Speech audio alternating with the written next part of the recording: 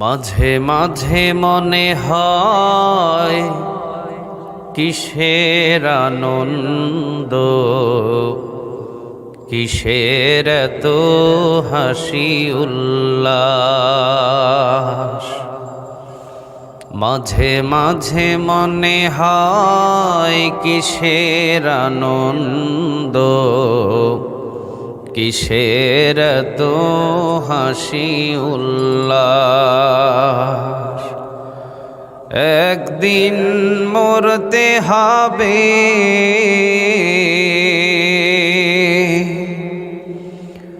হতেই হবে লাশ। মাঝে মাঝে মনে হয় কিসের আনন্দ,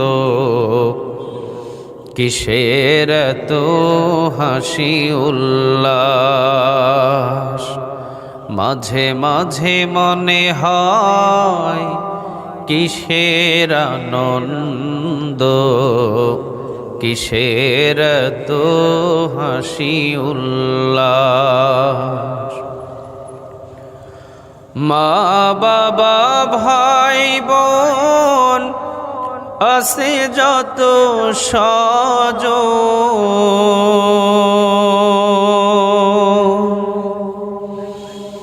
মা বাবা ভাই বোন আছে যত স্বজন, সব কিছু ছেড়ে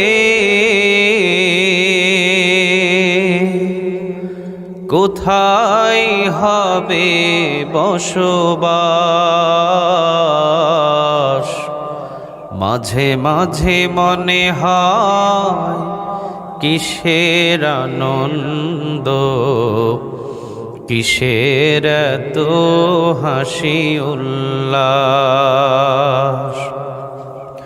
মাঝে মাঝে মনে হয় কিসের আনন্দ, কিসের এত হাসি উল্লাস। করেছি যত পাপ জানি না হবে কি মা,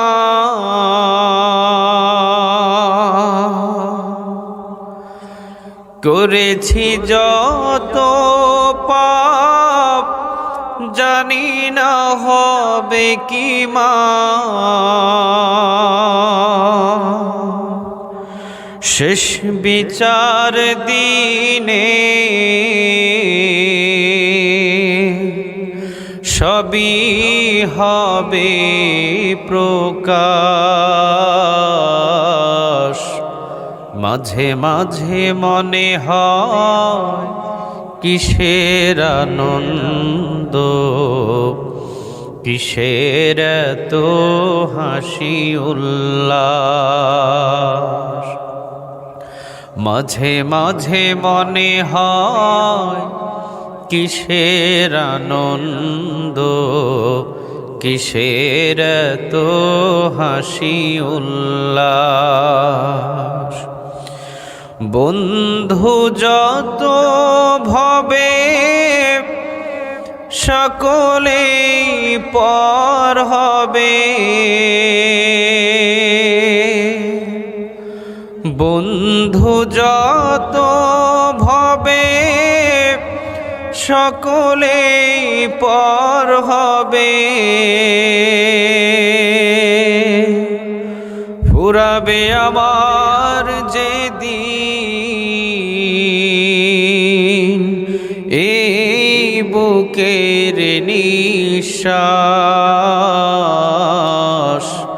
মাঝে মাঝে মনে হয় কিসের আনন্দ, কিসের এত হাসি উল্লাস।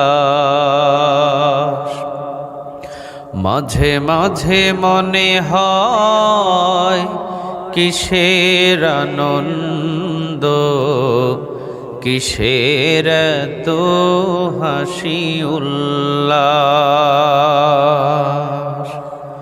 আপনারা সবাই কেমন আছেন? আলহামদুলিল্লাহ। আল্লাহ সুবহানাহু ওয়া তাআলা আমাকেও ভালো রেখেছে, সুস্থ রেখেছে। আল্লাহ আমাদের সবাইকে সুস্থতা দান করুক, আমরা বলি আমিন। আমরা আল্লাহর কাছে সুস্থতা চাই, অসুস্থতা নয়, ঠিক কি না? সুস্থতা যে কত বড় একটা নিয়ামত, এটা যদি আমরা জানতাম তাহলে আল্লাহ সুবহানাহু ওয়া তাআলার পদধূলিতে এক সেজদায় হায়াত শেষ করে দিতাম, সেজদা উঠাতাম না। সুবহানাল্লাহ বলবেন না? কিন্তু আমাদের কাছে মনেই হয় না। আরো বেশি নিয়ামতের শুকর আদায় করা দরকার। সারা পৃথিবী জুড়ে যে করোনা ভাইরাসে মানুষদের ভিতরে আতঙ্ক, এর ভিতরে যে আমি আর আপনি এইভাবে সুস্থতা আছি, আল্লাহ যদি কিয়ামত পর্যন্ত আমাদের হায়াতগুলোকে বাড়িয়ে দেয় আর এতটুকু নিয়ামতের শুকর আদায় করা শুরু করি, হায়াত শেষ হয়ে যাবে, কিয়ামত ঘনিয়ে আসবে, কিন্তু এই নিয়ামতের শুকর আদায় করে শেষ করা যাবে না। তো এই জন্যে আমরা সবাই আল্লাহর কাছে সুস্থতা চাই। আল্লাহ তুমি আমাদেরকে সুস্থতা দান করে দাও। একটু আওয়াজ দিয়ে বলেন দেখি আমিন। ধামতি আলিয়া মাদ্রাসার সাবেক ভাইস প্রিন্সিপাল পীরে কামেল সাইকুল হাদিস আল্লামা আলহাজ হজরত মাওলানা সফিউল্লাহ সাহেব 13তম ইসালে সওয়াব উপলক্ষে 19তম বার্ষিক ওয়াজ ও দোয়ার মাহফিল, আল্লাহ সুবহানাহু ওয়া তাআলা এই মাহফিলটাকে কবুল আর মঞ্জুর করে নাও। হুজুর দুনিয়া থেকে বিদায় হয়ে গেছেন 13 বৎসর হলো। কত বৎসর? হুজুর দুনিয়া থেকে 13 বৎসর হয়ে গেছে, বিদায় হয়ে গেছেন। আমরা 13 দিন বা 13 ঘন্টা জীবিত থাকবো, এতটুকু গ্যারান্টি কেউ দিতে পারবেন? বলেন তো দেখি, এতটুকু গ্যারান্টি কারো আছে? 13 সেকেন্ড আমাকে কেউ দিতে পারবেন গ্যারান্টি যে আমি 13 সেকেন্ড জীবিত থাকতে পারবো? কে আছেন দেখি, হাত ওঠান। আছে কেউ? 13 সেকেন্ড আমরা গ্যারান্টি দিতে পারি না, তাহলে এত বড়াই কিসের? এত ক্ষমতা কিসের? এত অহংকার কিসের? রশি তো আমার হাতে না, আমার হায়াতের রশি একজনের কাছে আছে। বলেন তো তিনি কে? 13 সেকেন্ড পৃথিবীর কোনো মানুষ 13টা সেকেন্ড পর্যন্ত নিশ্চিত করে দিতে পারবে না যে 13 সেকেন্ড আমি থাকতে পারবো, ঠিক কিনা? 1 সেকেন্ড থাকার মতো কোনো সুযোগ নাই আমাদের, কারণ আল্লাহ বলে মৃত্যু কারো হুকুম মতো হয় না, মৃত্যু একজনের হুকুম মতো হয়। বলেন তিনি কে? আরে আমি আর আপনি তো সলিমউদ্দিন আর কলিমউদ্দিন। আমার আর আপনার পাওয়ার কিসের? আমার আর আপনার শক্তি কিসের? আমার আর আপনার ক্ষমতা কিসের? যিনি 12.5 লক্ষ বর্গ মাইলের প্রেসিডেন্ট হযরত ওমর রাদিয়াল্লাহু তাআলা আনহু, তিনি মৃত্যুর কথা শুনলে খিসে যেতেন, ভয় পেয়ে যেতেন, ছোট হয়ে যেতেন, নম্র হয়ে যেতেন। আল্লাহু আকবার বলবেন না? বিশ্বনবীজি বললেন, আমার এই সাহাবীদের ভিতরে একজন সাহাবী বসে আছে, যদিও তিনি চুপচাপ, কিন্তু ওই সাহাবী রাস্তা দিয়ে হেঁটে গেলে তার ভয়ে 40 দিন পর্যন্ত শয়তান ওই রাস্তা দিয়ে যায় না। সুবহানাল্লাহ বলবেন না? একজন সাহাবী নিজের দিকে তাকায়, আমি কি এরকম সাহাবী নাকি? আরেকজন বলে, আমি কি এরকম? কিন্তু হযরত ওমর রাদিয়াল্লাহু তাআলা আনহু নিচের দিকে তাকিয়ে আছে। একজন আরেকজনের দিকে তাকায়, কে এই সাহাবী? বিশ্বনবীজি বললেন, এইটা হলো আমার পাশেই যিনি দাঁড়ানো আছে, হযরত ওমর রাদিয়াল্লাহু তাআলা আনহু। কি সাহস আর কি হুঙ্কার! শয়তান পর্যন্ত যারে ভয় পাইতো, সুবহানাল্লাহ বলবেন না? উনি যে রাস্তা দিয়ে হেঁটে যাইতেন 40 দিন 40 রাত শয়তান ভুলেও ওই রাস্তা দিয়ে যাইত না। এইরকম জবরদস্ত একজন সাহাবী হযরত ওমর রাদিয়াল্লাহু তাআলা আনহু ভয়ে কাতর হয়ে যেতেন যখন মৃত্যুর কথা হযরত ওমরের সামনে বলা হতো। আমি আর আপনি সলিমউদ্দিন ছাড়া ওমরের কাছে অন্য কিছু কথা কন না কেন? জেরুজালেম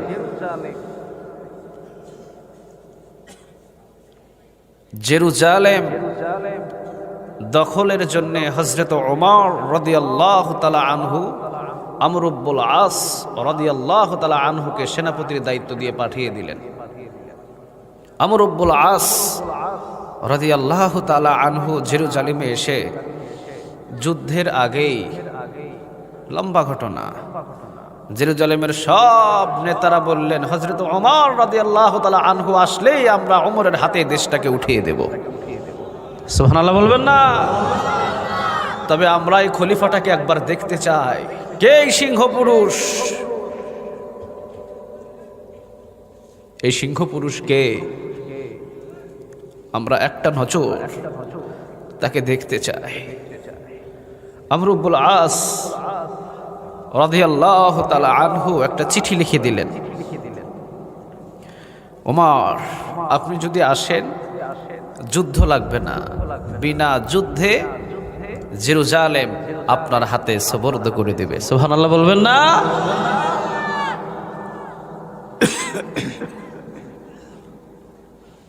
হযরত ওমর রাদিয়াল্লাহু তাআলা আনহু চিঠিটা পেয়ে সমস্ত সাহাবীদের সামনে বললেন, আমি জেরুজালেমে যাওয়ার জন্য প্রস্তুতি নিচ্ছি, আমি জেরুজালেমে যাব। সাহাবীরা যারা ছিলেন সবাই নিজেদের ঘোড়া, কারো উট প্রস্তুতি করছেন, কারণ হযরত ওমর রাদিয়াল্লাহু তাআলা আনহু একজন প্রেসিডেন্ট মানুষ, তিনি জেরুজালেমে যাবেন, জেরুজালেমের প্রেসিডেন্টের সাথে তিনি দেখা করবেন, সাক্ষাৎ করবেন, তার আঞ্জাম হতে হবে সেই রকম, ঠিক কিনা? একটা দেশের প্রেসিডেন্ট গেলে তার সাথে 200-400 মানুষ আগে পিছে থাকে না? কথা কন না কেন? বিমান আলাদা হতে হবে, ভিআইপি কিছু মানুষ হতে হবে, তাকে রিসিভ করার জন্য আলাদা কিছু ফাংশন হতে হবে। একটা দেশের প্রধানমন্ত্রী, সব সাহাবীদের চিন্তা, সব সাহাবীদের ভাবনা যে হযরত ওমর রাদিয়াল্লাহু তাআলা আনহু যদি জেরুজালেমে যায় নিশ্চয়ই অন্তত 200-400 সাহাবীদেরকে নিয়ে যাবে। এই জন্য সব সাহাবীরা উট আর ঘোড়া প্রস্তুত করছেন। হযরত ওমর রাদিয়াল্লাহু তাআলা আনহু বলছেন, না, আমি এত সম্মানী মানুষ না, তোমরা আমি ওমরকে যে সম্মানী দেখাচ্ছ, পৃথিবীর সবাই যদি আমারে ফুলের মালা দেয় আর আমার আল্লাহ যদি আমারে জুতার মালা দেয়, এই ফুলের মালা দিয়ে কোনো লাভ হবে না। হযরত ওমর বলতেন, পৃথিবীর সবাই যদি আমাকে তোমরা ফুলের মালা পরিয়ে দাও আর আমার এক আল্লাহ রাব্বুল আলামিন যদি আমারে জুতার মালা পরায় দেয়, পৃথিবীর সমস্ত মানুষগুলো ফুলের মালা দিয়ে ওমরের এক কিঞ্চিত পরিমাণ কোনো উপকার করতে পারবে না। আর পৃথিবীর সব মানুষগুলো যদি আমাকে জুতার মালা ওমরের গলায় পরিয়ে দেয় আর আমার আল্লাহ রাব্বুল আলামিন যদি আমার জন্য একটা ফুলের মালা রেখে দেয়, পৃথিবীর সমস্ত মানুষ জুতার মালা দিয়ে ওমরকে বেইজ্জত করতে পারবে না। কারণ আল্লাহর পক্ষ থেকে যদি ফুলের মালা আল্লাহ ওমরের গলায় দেয়, মনে করবে পৃথিবীর সব জুতার মালাগুলো আমার কাছে তুচ্ছ, আল্লাহর ফুলের মালাই আমার কাছে সম্মানিত। সুবহানাল্লাহ বলবেন না? তিনি হলেন এমন খলিফা, এমন প্রেসিডেন্ট, এমন প্রধানমন্ত্রী, চিল্লা বলেন আল্লাহু আকবার। হযরত ওমর রাদিয়াল্লাহু তাআলা আনহু তিনি পৃথিবীর কোনো সুনাম চাইতেন না, পৃথিবীর কোনো আপ্যায়ন চাইতেন না। হযরত ওমর রাদিয়াল্লাহু তাআলা আনহু শুধু বলতেন, পৃথিবীর সম্মানের দরকার নাই, সম্মান শুধু একজনের কাছ থেকে চাই, তিনি হলেন আমার আল্লাহ। আজকে পৃথিবীর ভিতরে যত প্রেসিডেন্ট বলেন, যত এমপি বলেন, যত মন্ত্রী বলেন, পৃথিবীর ভিতরে দুনিয়ার ভিতরে অহংকার বাহাবা সম্মান পাওয়ার জন্য যারা কাজ করে, আল্লাহর কসম করে বলি তাদের ভিতরে আখিরাতের কোনো ভয় নাই। তাদের অন্তরে আখিরাতের ভয় খুঁজে পাওয়া যাবে না। কি হবে পৃথিবীর বাহাবা দিয়ে? কি হবে এই পৃথিবীর অহংকার দিয়ে? কি হবে পৃথিবীর ফুলের মালা দিয়ে? যদি তোমার জন্য আমার আল্লাহ অন্ধকার কবরে জুতার মালা রাখে, পৃথিবীর ফুলের মালা দিয়ে কোনো লাভ নাই, ঠিক কিনা?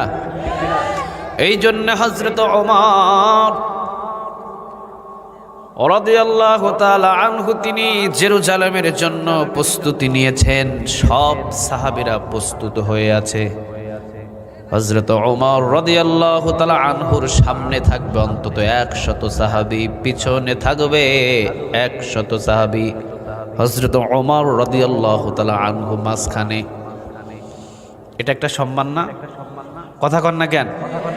সম্মান। এইদিকে কথা বলে কে রে?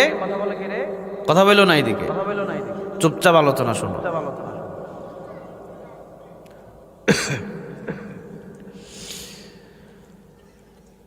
এমপি সাহেব আসবে কুমিল্লা, ঢাকা, নারায়ণগঞ্জ থেকে সব গাড়িগুলো বন্ধ। যদি ইমার্জেন্সি ভাবে কারো স্ট্রোক হয়, রাস্তায় মরে যাবে, মরে যাক, এরপরও এমপি সাহেব আসবে যে রাস্তা দিয়ে, ওই রাস্তায় গাড়ি আনা যাবে না, ঠিক কিনা? পরিস্থিতিটা কি এমন না? টাঙ্গাইলে আমি প্রোগ্রামে যাব, টাঙ্গাইলে ঢোকার অন্তত 10 কিলোমিটার আগেই রাস্তা জ্যাম। এইদিকে আমার প্রোগ্রাম হয়তো বা আর 20 মিনিট পরে আমাকে স্টেজে উঠতে হবে। 45 মিনিট পর্যন্ত রাস্তা জ্যাম করে দাঁড়িয়ে আছে। কোন একটা এমপির খালাতো ভাইয়ের ভাতিজা আসবে, এই জন্যে রাস্তা বন্ধ। 45 মিনিট। আমি চিন্তা করলাম, এই সম্মান, এই মর্যাদা যদি আল্লাহ সুবহানাহু ওয়া তাআলা পছন্দ না করে, কিয়ামতের দিন এইটার দায়ভার তোর কাঁধের উপরে চেপে যাবে। চিল্লা কোন ঠিক কিনা? দুনিয়ার রেসপেক্ট, দুনিয়ার সম্মানের চিন্তা ভাবনা করো না, কারণ দুনিয়ার সম্মান দিয়ে কেউ জান্নাত পাবে না। আখিরাতের সম্মান যদি আপনার কাঁধের উপরে এসে যায়, আল্লাহর কসম করে বলি, ডান হাতে আমল না পেয়ে হাসতে হাসতে আল্লাহর জান্নাতে যাওয়া সহজ হয়ে যাবে। দুনিয়ার বাহাবা, দুনিয়ার অহংকার দিয়ে কোনো লাভ নাই। 45 মিনিট পর্যন্ত যদি একটা স্ট্রোকের রোগী যদি থাকতো ওই জ্যামের ভিতরে, আল্লাহর কসম করে বলি, হায়াতের মালিক আল্লাহ, কিন্তু স্ট্রোকের রোগী 45 মিনিট থাকলে হাসপাতালে যাওয়ার আগেই দুনিয়া থেকে শেষ হয়ে যাবে। কথা কন না কেন?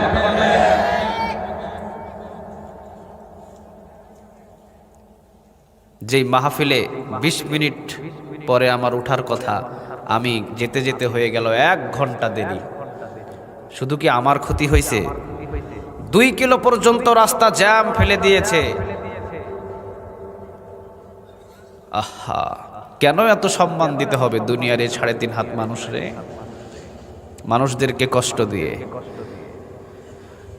এই জন্যে হযরত ওমর রাদিয়াল্লাহু তাআলা আনহু বললেন, কে যাবে আমার সাথে সফর সাথী হয়ে? 200 সাহাবীর মতো হাত উঠিয়ে দিলেন।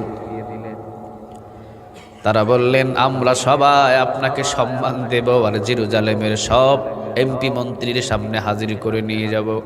হযরত ওমর রাদিয়াল্লাহু তাআলা আনহু বললেন, তোমাদের এই বাহাবা, তোমাদের এই সম্মান যদি ওমরের ভিতরে কিঞ্চিত পরিমাণ অহংকার চাপিয়ে দেয়, এই ওমরকে জাহান্নামের আগুনে জ্বলতে হবে।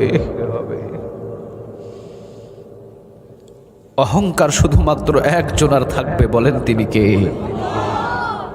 যিনি আপনার হাত বানিয়েছেন, যিনি আপনার কান বানিয়েছেন, যিনি আপনার চক্ষু দিয়েছেন, সারা পৃথিবী মিলে এক ফোঁটা রক্ত বানানোর কারো ক্ষমতা নাই। কথা কন না কেন?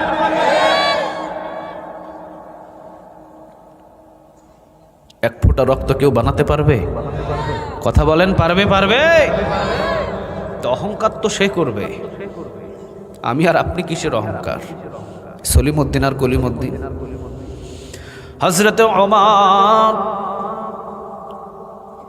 রাদিয়াল্লাহু তাআলা আনহু তিনি সব সাহাবীদেরকে চুপ করে দিয়ে বললেন, আমার সাথে 200 জন সাহাবী, সামনে 100 পিছনে 100, আমাকে রিসিভ করে সম্মান দিয়ে তাকবীর দিয়ে নিয়ে যেতে হবে না। আমার সাথে শুধু থাকবে 200 জন নয়, ওমরের সাথে থাকবে শুধুমাত্র উটের রশি টানার জন্য একজন সফর সাথী। সুবহানাল্লাহ বলবেন না? কয়জন? একটু আওয়াজ দিয়ে বলা যায় না কয়জন? কয়েকজন সাহাবী হযরতে ওমর রাদিয়াল্লাহু তাআলা আনহুর কানে কানে এসে বললেন, হযরতে ওমর, আপনি হলেন প্রেসিডেন্ট মানুষ, খলিফা মানুষ, 12.5 লক্ষ বর্গ মাইলের প্রেসিডেন্ট আপনি। একা একা আপনাকে এইভাবে ছেড়ে দিতে পারি না। মরুভূমির ভিতরে যদি কোন বিরোধী দল এসে হযরত ওমর রাদিয়াল্লাহু তাআলা আনহুর সাথে যুদ্ধে লিপ্ত হয়ে যায়, ওমরেরা থাকবে মাত্র 2 জন। কাফেরের সংখ্যা যদি বেশি এসে যায়, ওমর আপনারে বাঁচানো যাবে না। হযরত ওমর রাদিয়াল্লাহু তাআলা আনহু চুপ করে ধমক দিয়ে বললেন, চুপ করো। তুমি কি শোনো নাই আমার রাসূল, আমার নবী যেই দিন মক্কা থেকে মদিনাতে হিজরত করেছিলেন, আবু জেহেল, আবু লাহাব, উতবা, সাইবার অসংখ্য সংখ্যা ছিল, কিন্তু আল্লাহ রাব্বুল আলামিন জ্বলন্ত পরিষ্কার ছন্ন একটা গুহার ভিতরে আল্লাহ হযরতে আবু বকর আর বিশ্বনবীকে যেইভাবে হেফাজতে ওখান থেকে বাহির করে মদিনাতে আমার আল্লাহ পৌঁছিয়ে দিয়েছেন, ওই আল্লাহ কি এখনো আছে না? না। সাহাবীরা চুপ হয়ে গেলেন, সাহাবীরা নিচের দিকে তাকালেন, শরম পেয়ে গেছে সাহাবীরা। এটা ইমানের একটা প্রশ্ন।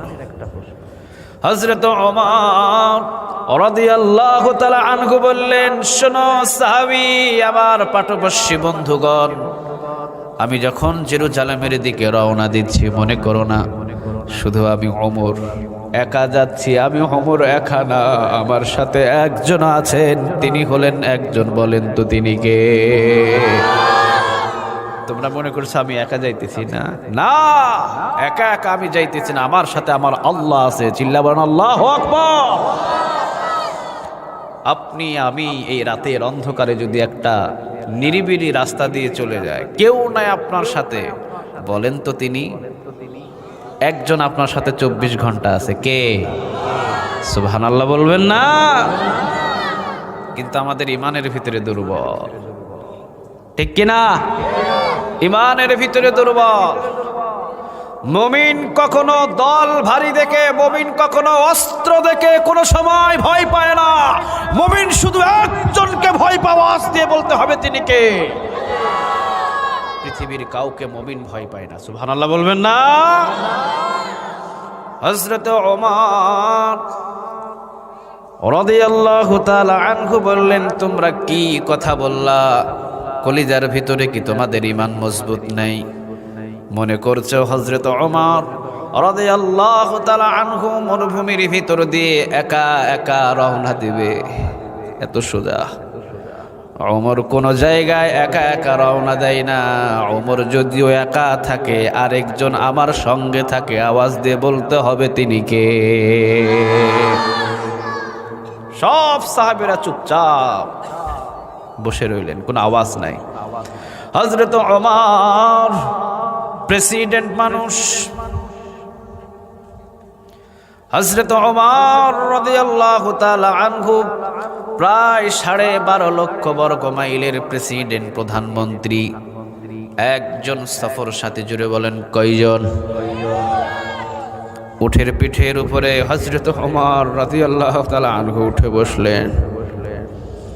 রশি টানা শুরু করলেন সফর সাথী। সারাদিন পর্যন্ত রশি টানার পর রেস্ট করে পরের দিন আবার সকালবেলা হযরত ওমর রাদিয়াল্লাহু তাআলা আনহু বললেন, বন্ধু আমার কাছে এসো, রশি আমার হাতে দিয়ে দাও, উঠের পিঠে উঠো। সুবহানাল্লাহ বলবেন না? হযরত ওমর রাদিয়াল্লাহু তাআলা আনহু উঠের রশি চাইতেই সফর সাথী সাহাবী বললেন, বলেনটা কি? আপনি কেন রশি নেবেন? রশি টানার জন্যই তো আপনি আমারে আনছেন। আপনি উঠের পৃষ্ঠে চড়বেন, আপনি হলেন প্রধানমন্ত্রী, আমি হলাম সফর সাথী, রশি টানবো। হযরত ওমর রাদিয়াল্লাহু তাআলা আনহু বললেন, জিতে যায়ও না, নেক তো তোমার একার প্রয়োজন নাই, নেকি তো ওমরেরও প্রয়োজন। প্রধানমন্ত্রী বলে কিয়ামতের দিন আল্লাহ আমারে ছেড়ে দেবে না। কি মা, আজ যদি পৃথিবীর ভিতরে এইরকম হযরত ওমর রাদিয়াল্লাহু তাআলা আনহুর মতো উহুদের পাহাড়ের চাইতে বেশি ওজনীয় ঈমানওয়ালা প্রধানমন্ত্রী পাইতাম, আল্লাহর কসম করে বলি পৃথিবীর ভিতরে মুসলমানদের এত দুর্গতি হতো না। শান্তিপূর্ণ একটা সমাজ মুসলমান ফিরে পেত, ঠিক কিনা? কি মান! হযরত ওমর রাদিয়াল্লাহু তাআলা আনহু বলছেন, কিয়ামতের দিন প্রধানমন্ত্রী বলে, প্রেসিডেন্ট বলে কি আল্লাহ আমারে মাফ করে দিবে? কথা বলেন, করবে? করবে? হাজার হাজার প্রেসিডেন্ট গুলো দাঁড়িয়ে থাকবে হা করে। সেই দিন ক্ষমতার মালিক একজন, বলেন তিনি কে? আল্লাহ যদি ডান হাতে আমলনামা দেয়,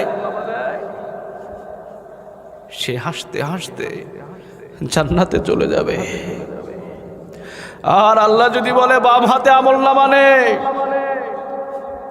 বান্দা চিৎকার করে বলবে, আল্লাহ আবার মৃত্যু দাও, তুমি আমারে বাম হাতে আমলনামা দিও না। আল্লাহ বলবে, নিতে হবে তোকে আজকে বাম হাতে। সে নিতে চাইবে না। বাম হাতে আমলনামা নেওয়ার জন্য কখনো বাম হাত বাড়াবে না, কারণ বাম হাতে আমলনামাই নিলে জাহান্নাম ডিগলারে দিয়ে দিবেন কে? সে নিতে চাইবে না। সে বলবে, না আল্লাহ তুমি আমারে আবার মৃত্যু দিয়ে দাও, গলার ভিতরে ফাঁস লাগায় দাও, নিজের জীবন আজকে নিজেই দিয়ে দিব আপনার সামনে, তারপরও বাম হাতে আমার আমলনামা দিও না। আল্লাহ বলবে, নিতে হবে। এইটা তোর জীবিত থাকতে মনে ছিল না কেন? তুই কি শুনস নাই কোরআনে? তুই কি শুনস নাই হাদিসে?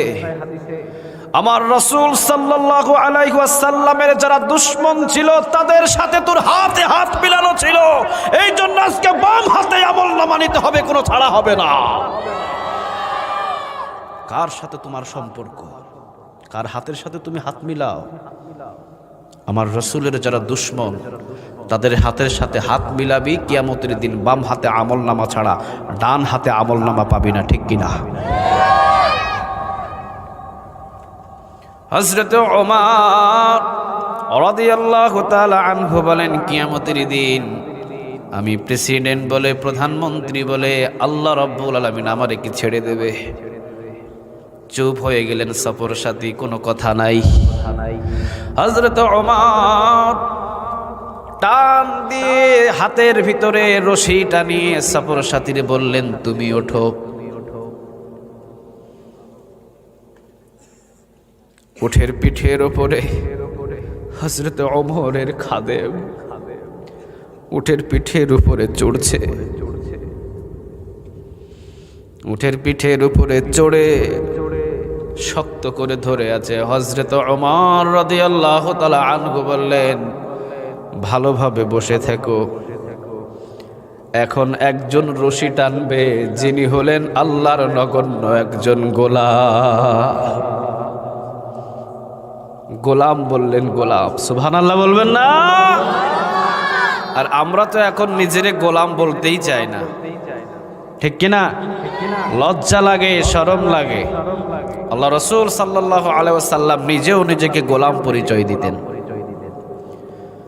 বিশ্বনবীজি বললেন তের আল্লাহুম্মা ইন্নী আবদুক ওয়া ইবনু আবদিক ওয়া ইবনু আমাতিক নাসিয়াতি বিয়াদিক, ও আল্লাহ আমি আপনার গোলাম, বান্দার ঘরের গোলাম, বান্দির ঘরের গোলাম।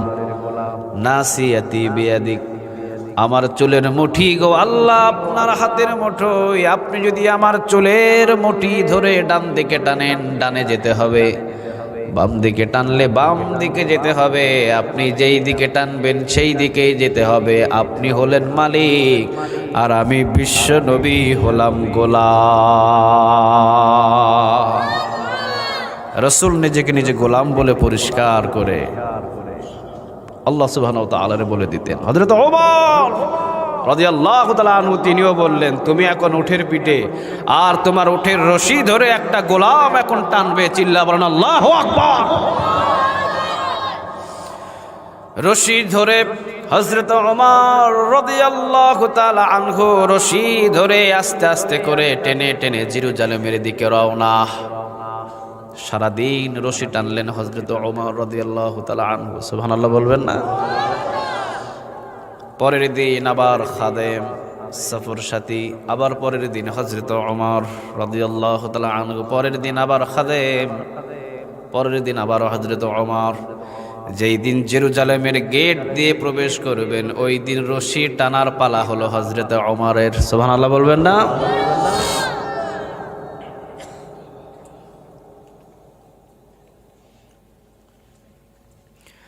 সফর সাথী বললেন, হযরত ওমর আমিরুল মুমিনিন, আপনি আমারে অনুমতি দেন, আজ তো জেরুজালেমের গেট দিয়ে আমি প্রবেশ করব, আপনিও প্রবেশ করবেন, কিন্তু আজকে রশি টানার পালা হলো আপনারে অনুমতি নিয়ে কথা বলতে চাই, রশিটা আমি খাদেমের হাতে উঠাইয়া দেন। হযরত ওমর রাদিয়াল্লাহু তাআলা আনহু বলেন, চুপ করো, জেরুজালেমের গেট দিয়ে ঢুকবো তাতে কি হয়েছে? আরে পৃথিবীর মানুষের বাহাবা, পৃথিবীর মানুষের লজ্জা শরমের ভয় করে না। আসল চিন্তা করো, একজনের পক্ষ থেকে লজ্জা শরমের আওয়াজ দিয়ে বলতে হবে তিনি কে? হযরত ওমর রাদিয়াল্লাহু তাআলা আনহু রশি নিয়ে টানা শুরু করলেন, চলে গেলেন জেরুজালেমের গেট দিয়ে। ওই দিকে তো জেরুজালেমের প্রধানমন্ত্রী সহ সবাই ফুলের মালা নিয়ে দাঁড়িয়ে। এক দেশের প্রধানমন্ত্রী আসবে, অন্তত 200-400 মানুষ আসতে পারে। কয়শো মানুষ? 200-400 মানুষ, একজন দুইজন নয়, 200-400 মানুষ অন্তত আসবে। তাদের সবাইকে সম্বর্ধনা জানাতে হবে। শত শত মানুষ জেরুজালেমের গেটে দাঁড়িয়ে আছে, কিন্তু মানুষ আসে 2 জন। কয়জন? একটু আওয়াজ দিয়ে বলতে হবে, কয়জন? শুধুমাত্র 2 জন, আর কাউরে দেখা যায় না। জেরুজালেমের সব মানুষগুলো তাকিয়ে আছে, মনে হয় পিছনে আরো মানুষ আছে, না কেউ নেই। জেরুজালেমের সবাই মনে করলেন 2 জন যেহেতু, যাও নিশ্চয়ই যে উঠের পিঠে চড়ে আছে তিনি হযরত ওমর রাদিয়াল্লাহু তাআলা আনহু। কারণ জেরুজালেমের মানুষগুলো তো এখনো পর্যন্ত হযরত ওমর রাদিয়াল্লাহু তাআলা আনহুরে দেখে নাই। তখন কি কোনো মিডিয়া ছিল? টিভি ছিল? বিদেশের আব্দুর রহমান আসুদাইস উনি তেলাওয়াত করে, আমরা বাংলাদেশ থেকে হজ না করলেও দেখে ফেলি, ঠিক কিনা? সুবহানাল্লাহ বলবেন না? তখন কি এরকম ছিল? কথা বলেন। জেরুজালেম মানুষদের একটা ইচ্ছা ছিল, ওমর রাদিয়াল্লাহু তাআলা আনহু আসলেই আমরা দেশটা তার হাতে উঠাইয়া দিব। সুবহানাল্লাহ বলেন। এত দামি একজন মানুষ আসবে। জেরুজালেমের সব মানুষগুলোর নিশ্চয় যিনি উঠের পিঠের উপরে চড়ে আছেন তিনি হলেন হযরত ওমর রাদিয়াল্লাহু তাআলা আনহু। ফুলের মালা নিয়ে উঠের পিঠে যিনি আছেন তার গলার ভিতরে পরিয়ে দেওয়ার আগেই তিনি লাফ দিয়ে নেমে বলছেন, আমি ওমর নই, আমি ওমরের সফর সাথী, ওমর হলো রশিওয়ালা, আমি ওমর না, আমারে উমর বানাও কেন? ওমর তো রশি টানছে ওই নিয়ে। আল্লাহু আকবার।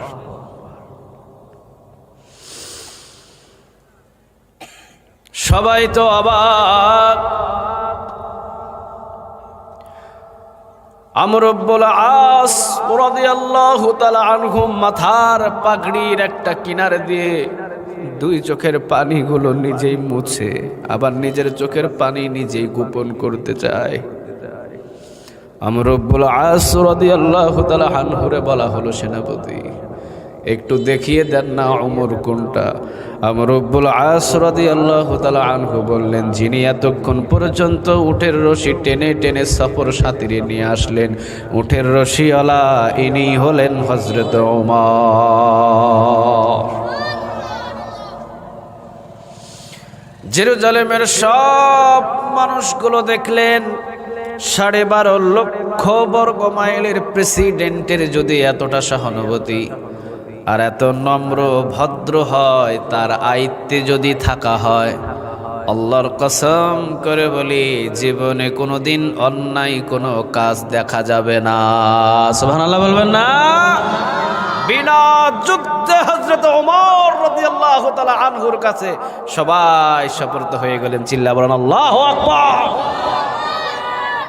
এটা কি সাধারণ মানুষ? একটু আওয়াজ দিয়ে বলেন তো দেখি, সাধারণ মানুষ?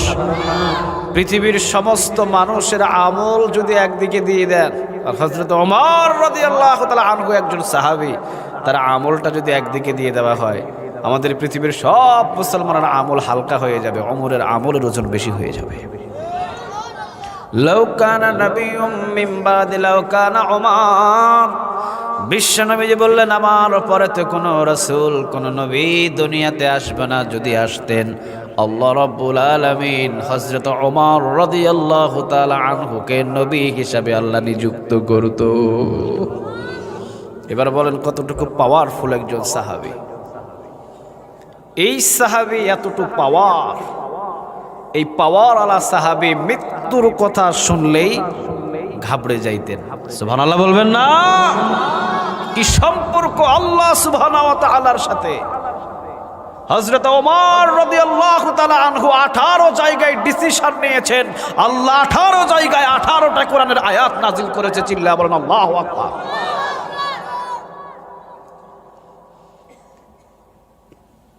বিশ্বনবীজি একটা মুনাফিকের জানাজার নামাজ পড়ানোর জন্য রওনা দিয়েছিলেন। ওমর টেনে ধরলেন, না, আপনি জানাজার নামাজে যাবেন না, এ চূড়ান্ত ক্ষতি করেছে ইসলামের।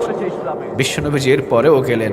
আল্লাহ সুবহানাহু ওয়া তাআলা বললেন, একবার নয় 1000 বার যদি জানাজার নামাজ পড়ান আমি আল্লাহ তাকে মাফ করব না। সুবহানাল্লাহ বলেন। ওমরের ডিসিশন ছিল আল্লাহ সুবহানাহু ওয়া তাআলার ডিসিশন। সুবহানাল্লাহ বলবেন না? একজন জবরদস্ত সাহাবী, মৃত্যুর কথা শুনলেই চুপসে যেতেন, ভীত হয়ে যেতেন। আপনাদেরকে বললাম হুজুর আলহাজ হযরত মাওলানা সফিউল্লাহ সাহেব 13 বৎসর হয়ে গেছে চলে গেছেন। আমি আপনাদেরকে বললাম 13 সেকেন্ড একটু নিশ্চিত দেন, কে থাকতে পারবেন? দিতে পারেন নাই, ঠিক কিনা? মনসে কেউ দিতে পারবেন? হ্যাঁ, কেউ আছে এরকম? এই জন্য মৃত্যু প্রত্যেকটা সেকেন্ড আমাদের সাথে। কুমিল্লাতে আসলে, আপনাদের এই দেবিদ্বারের আশেপাশে আসলে মরহুম গোলাম সরোয়ার সাইদি হুজুরের কথা বেশি বেশি মনে পড়ে, বেশি বেশি কলিজাটা কান্দে তার জন্য। কোরআনের একজন দাঈ ছিলেন, সব সময় যুবকদেরকে চুম্বুকের মতো টানতেন। সুবহানাল্লাহ বলবেন না? কত সুন্দর করে কথা বলতেন। এমন ভাবে ফাঁকি দিয়ে চলে গেলেন, কারো সাথে কথা বলার কোনো সুযোগই পেল না। আল্লাহ গোলাম সরোয়ার, মরহুম গোলাম সরোয়ার সাইদি হুজুরের কবরটা জান্নাতের বাগান বানায় দাও। একটা আওয়াজ দিয়ে বলেন তো দেখি আমিন।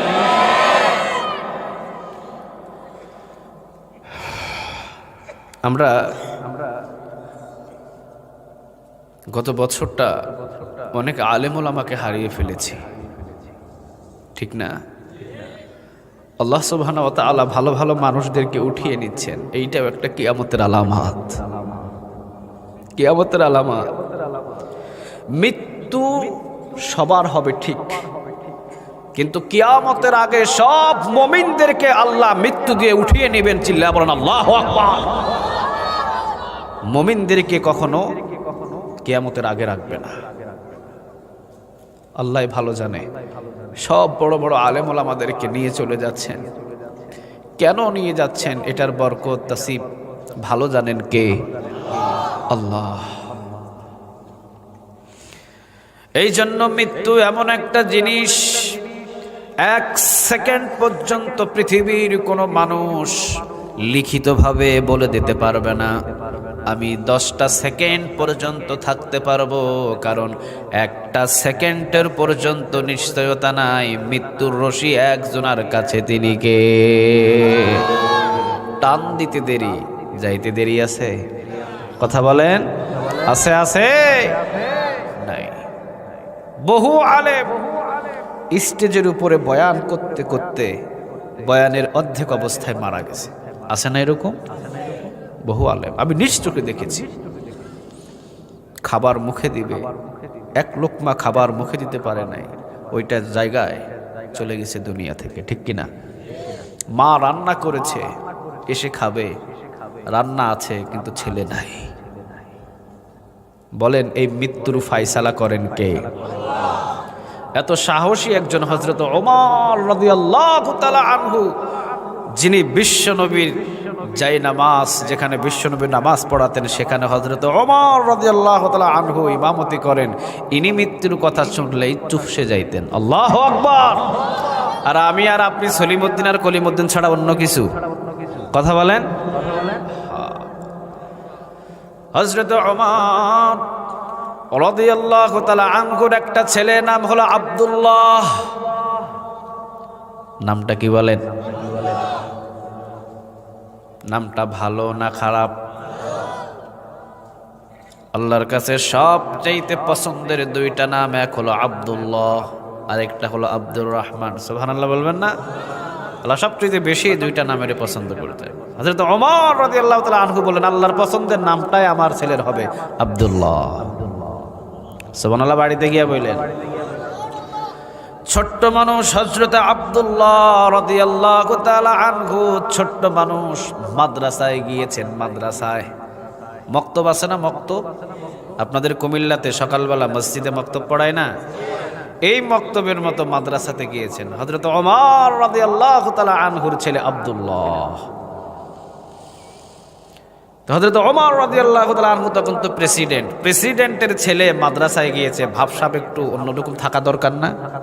হ্যাঁ, কিন্তু প্রেসিডেন্টের ছেলে মাদ্রাসায় গিয়েছে ছিঁড়া জামা।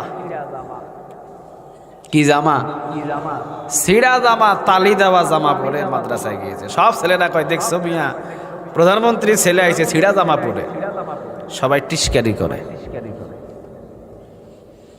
হযরত ওমর রাদিয়াল্লাহু তাআলা আনহুর ছেলে আব্দুল্লাহ, ছোট মানুষ তো, রাগান্বিত হয়ে গেছে, রাগের মাথায় দিছে কান্না করে, হাওয়া করে কান্না করে হযরত ওমর রাদিয়াল্লাহু তাআলা আনহুর সামনে এসে কান্না করছে, কথা বলতে পারে না। হযরত ওমর বলেন, বাবা কে মারছে তোমারে? আমারে কও, কে মারছে তোমারে? হযরত ওমর রাদিয়াল্লাহু তাআলা আনহুর কথা অনুযায়ী ছেলে বলছে, আব্বাজান মারে নাই, তবে লজ্জা দিয়েছে, শরম দিয়েছে। কে?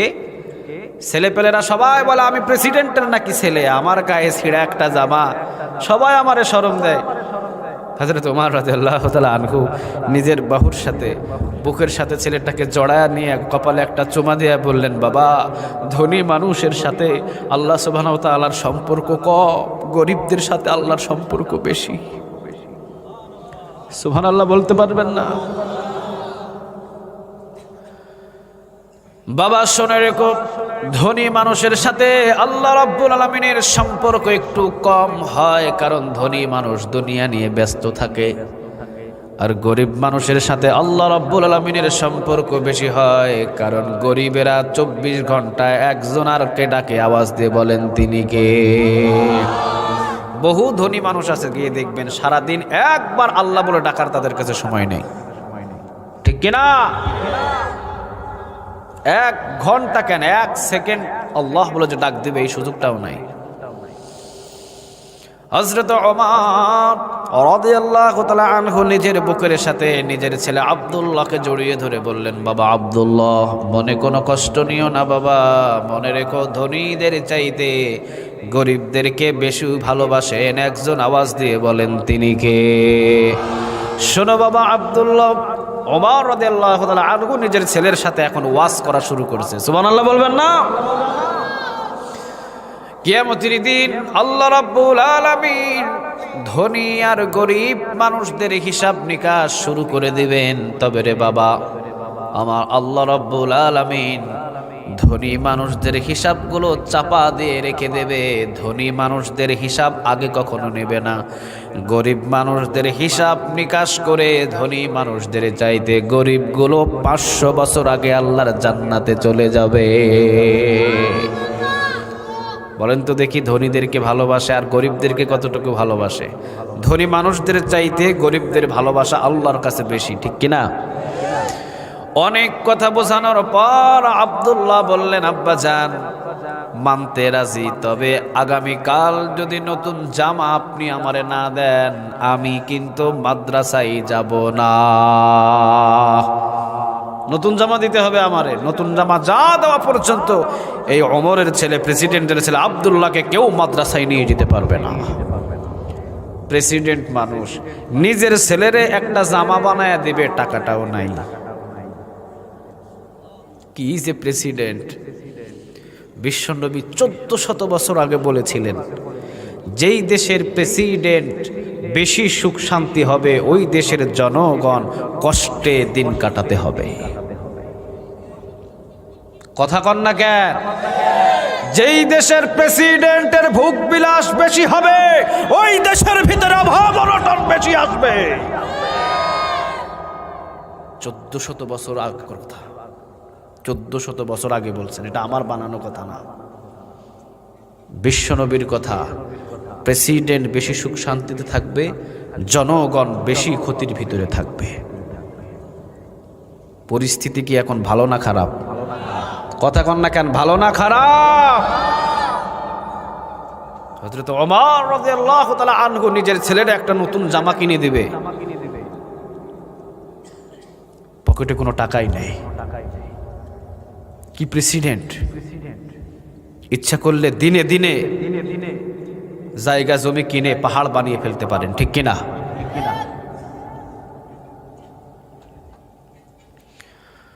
হযরত ওমর রাদিয়াল্লাহু তাআলা আনহু নিজের ছেলেরে সান্ত্বনা দিলেন, বাবা ঠিক আছে, তুমি তো ছোট্ট মানুষ, আগামীকাল ছিঁড়া জামা পরে তোমাকে আর যেতে হবে না। আমি তোমার বাবা আগামীকাল মাদ্রাসায় যাওয়ার আগে একটা নতুন জামার ব্যবস্থা তোমাকে করে দেব। সুবহানাল্লাহ বলেন। ছেলে হাসতে হাসতে ঘরের ভিতরে ঢুকতেই হযরত ওমর রাদিয়াল্লাহু তাআলা আনহু একটা খাতা আর একটা কলম নিলেন, দোয়াত কালি চামড়ার পৃষ্ঠার উপরে লিখলেন, আসসালামু আলাইকুম ওয়া রাহমাতুল্লাহ। প্রথমে সালাম। প্রেসিডেন্ট হয়েছে তো কি হয়েছে, সালাম দেওয়া যায় না? হ্যাঁ। অর্থমন্ত্রী হলেন হযরত বেলাল রাদিয়াল্লাহু তাআলা আনহু। এমন এমন আল্লাহর গোলামদেরকে দায়িত্বশীল বানিয়েছেন যাদের ঈমান যদি ওজন করা হয় পৃথিবীর চাইতেও ঈমানের ওজন বেশি হয়ে যাবে। যাদের হাতে অর্থ থাকবে তাদের ঈমানটা বেশি মজবুত হওয়া প্রয়োজন নয়? কথা কন না কেন? যাদের হাতে অর্থ থাকবে, সম্পদ থাকবে, তাদের ঈমান যদি কমজোরি হয় প্রতিবন্ধী প্রতিপত্ত মানুষদের নসিবের ভিতরে রডের বদলে বাঁশ আসবে, ভালো জিনিস পাওয়া যাবে না, ঠিক কিনা? ঈমানটা যদি দুর্বল হয় রডের বদলে বাঁশ পাবেন। হযরত বেলাল রাদিয়াল্লাহু তাআলা আনহু অর্থমন্ত্রী, ভালো না খারাপ? হ্যাঁ, এটা যেমন তেমন অর্থমন্ত্রী। কথা কন না কেন? এই কি রডের বদলে বাঁশ দিবে? হ্যাঁ, বরং নিজে না খেয়ে অন্যকে খাবার দিয়ে দিবে। সুবহানাল্লাহ বলবেন না? কি ইমানের পরীক্ষা দিয়েছেন হযরত বেলাল রাদিয়াল্লাহু তাআলা আনহু। বিশ্বনবী একদিন হযরত আবু বকর সিদ্দিক রাদিয়াল্লাহু তাআলা আনহুকে বলেন, আবু বকর, তোমার সম্পদ তো অনেক আছে, তুমি আজকে আমার একটা গিফট করো না। হযরত আবু বকর সিদ্দিক রাদিয়াল্লাহু তাআলা আনহু একটা সুযোগ পাইছে, আল্লাহর পরে যার স্থান, এই মহামানবটা আমার কাছে গিফট চাইছে, আমার কাছে উপহার চেয়েছে, আপনি কি নেবেন বলেন? বিশ্বনবীজি বলেন, আমার বেলালটা একটু মুক্ত করে আনি দাও। সুবহানাল্লাহ বলবেন না? চলে গেলেন উমাইয়ার সামনে। হযরত আবু বকর সিদ্দিক রাদিয়াল্লাহু তাআলা আনহু হাতের ভিতরে স্বর্ণার মুদ্রা নিয়ে উমাইয়ার সামনে অফার দিয়ে দিলেন, উমাইয়া কি নিবি? যা কিছু নে উমাইয়া, সব কিছুর বিনিময় হলেও বেলাল রে আজকে আমার হাতে মুক্ত করে দে। আজকে আমি এমন একজনকে বেলালের গিফট হিসাবে, উপহার হিসাবে দিব, যাকে আল্লাহ সুবহানাহু ওয়া তাআলা, আল্লাহর পরে যার স্থান। সুবহানাল্লাহ বাড়িতে গিয়ে বললেন, আমি যদি মহামানবটারে খুশি করতে পারি, নিশ্চয় একজনা খুশি হয়ে যাবেন, তিনি কে? উমাইয়া বললেন, 100 দিরহাম দিতে হবে। দিয়ে দিলেন দিরহাম।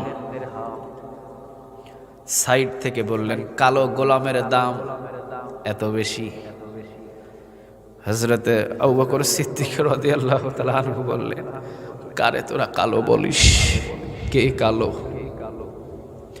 বেলাল রে কালো কস্তরা, আমি একজন জান্নাতি একটা গোলাম রে আজকে ক্রয় করেছি।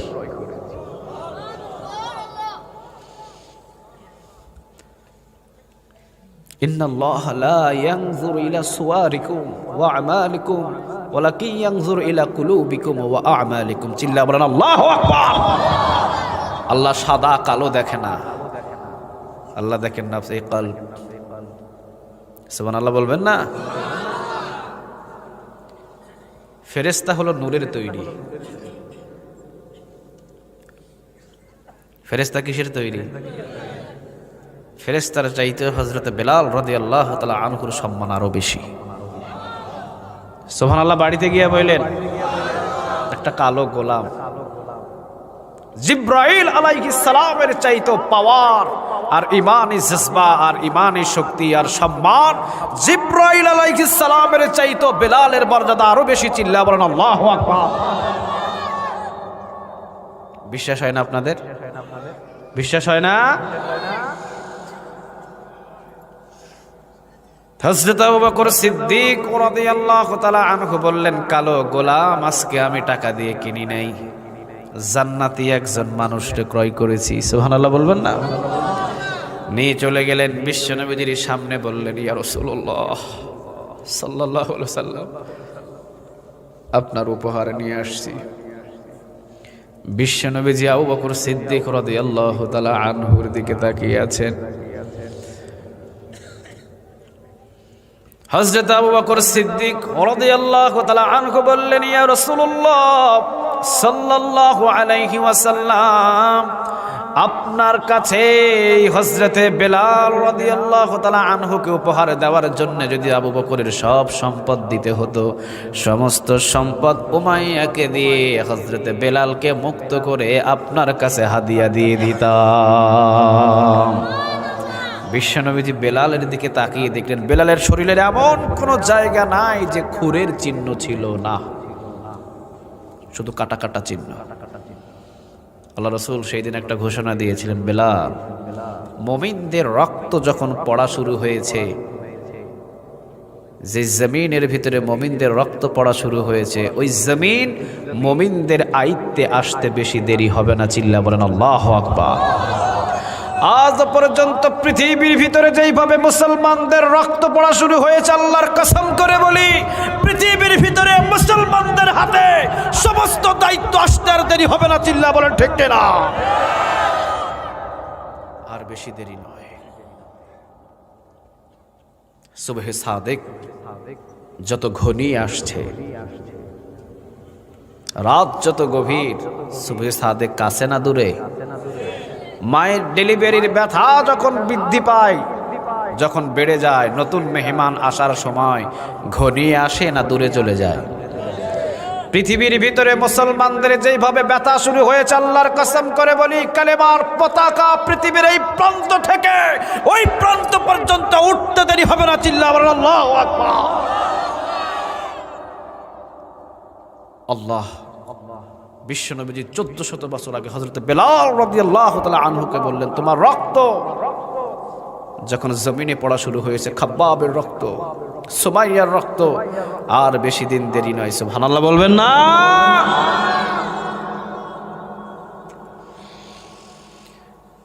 অর্থমন্ত্রী হযরত বেলাল রাদিয়াল্লাহু তাআলা আনহু কিন্তু যেমন তেমন সাহাবী হযরত বেলাল না।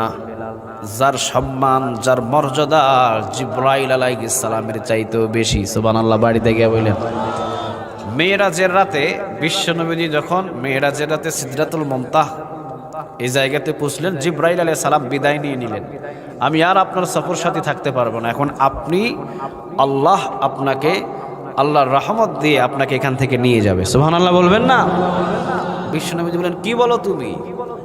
জিবরাইল আলাইহিস সালাম বলেন, না, আমার পক্ষে আর সম্ভব নয় সামনে যাওয়া, আমি গেলে জ্বলে পুড়ে সব সারকার হয়ে যাবে, আমার অনুমতি নেই, আপনি যান। সিদরাতুল মুনতাহ থেকে জিবরাইল আলাইহিস সালাম চলে গেলেন, বিশ্বনবীজি একা। কিছু দূর যেতেই বিশ্বনবীজি একটা খড়মের আওয়াজ বিশ্বনবীজির কানের ভিতরে আসছে। বিশ্বনবীজি থমকে গেলেন, ডান দিকে তাকালেন, কোনো মানুষ নাই, বাম দিকে তাকালেন, কোনো মানুষ নাই, সামনের দিকে তাকায় কেউ নাই, কিন্তু খড়মের আওয়াজ। আর একটু সামনে গিয়ে খড়মের আওয়াজ এখন বেশি বেশি শোনা যায়। বিশ্বনবীজি নজর করে দেখলেন খড়মের আওয়াজটা পৃথিবীর কারো নয়, এইটা হলো হযরত বেলালের খড়মের আওয়াজ। জিবরাইল আলাইহিস সালাম যেখানে যেতে পারে না, হযরত বেলাল রাদিয়াল্লাহু তাআলা আনহু তার উপরের দিকে উঠে গেছে। সুবহানাল্লাহ বলবেন না? জান্নাত জাহান্নাম সব কিছু প্রায় বেলাল হযরত মুহাম্মদ সাল্লাল্লাহু আলাইহি ওয়াসাল্লামের সাথে সাথে সাথে সাথে ছিলেন। চিল্লা বলেন আল্লাহু আকবার। অর্থমন্ত্রী হযরত বেলাল রাদিয়াল্লাহু তাআলা আনহু হযরত ওমর রাদিয়াল্লাহু তাআলা আনহু সালাম দিয়ে বললেন, অর্থমন্ত্রী হযরত বেলাল রাদিয়াল্লাহু তাআলা আনহু, আপনাকে আমি সালাম দিলাম, আমার ছেলের একটা জামা আগামীকাল আমি কিনতে চাই।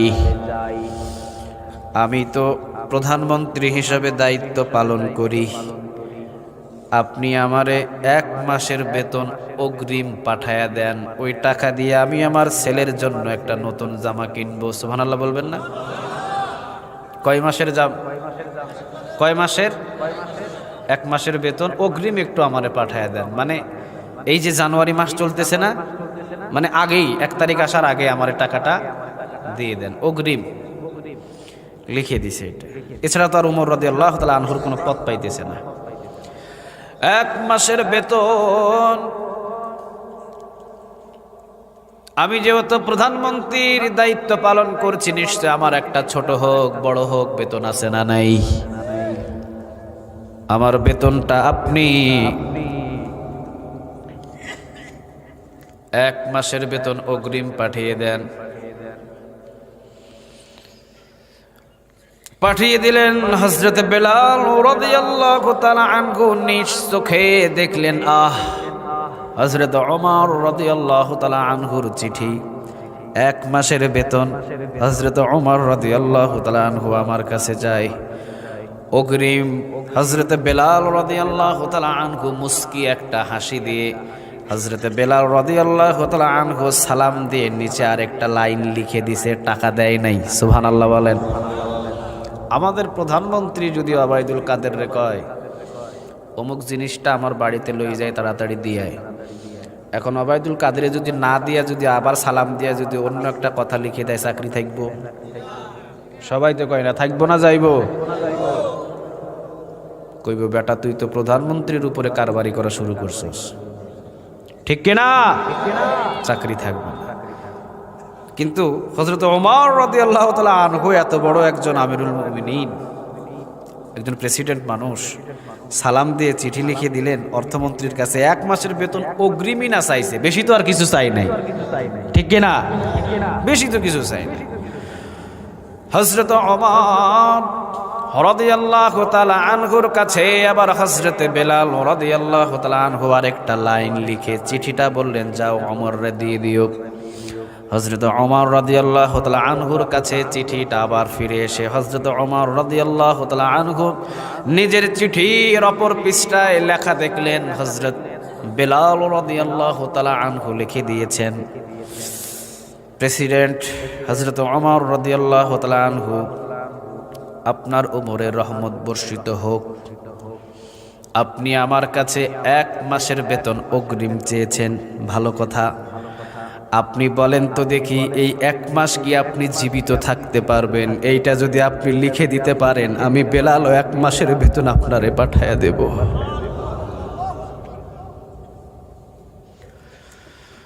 ওই যে বললাম হযরত ওমর পাওয়ারফুল একজন সাহাবী, আমিরুল মুমিনিন, প্রায় 12.5 লক্ষ বর্গ মাইলের প্রেসিডেন্ট।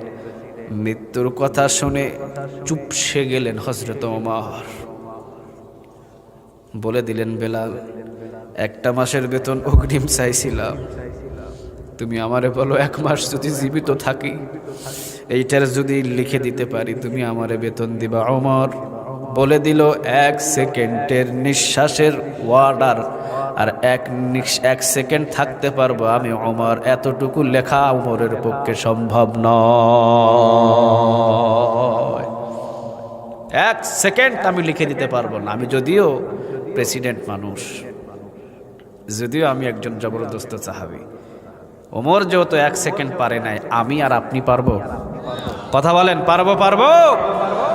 এই জন্য আলহাজ হযরত মাওলানা সফিউল্লাহ সাহেব, উনি দুনিয়া থেকে বিদায় হয়ে গেছেন 13 বৎসর হলো। কত বৎসর? 13 বৎসর। যদিও উনি ওনার ফ্লাইটে চলে গেছেন। আচ্ছা বলেন তো দেখি, আমাদের জন্য ফ্লাইট এখনো ব্যবস্থা হয়ে আছে না নাই? হ্যাঁ, উনি হয়তো 13 বছর আগের ফ্লাইটে গেছেন, আমাদের হয়তো 13 বছর পরের ফ্লাইট। কথা কন না কেন? আমাদের হয়তো টিকিট কাটা হয়েছে, কিন্তু ফ্লাইটটা এখনো এসে হাজির হয় নাই। কিন্তু হবে কি না?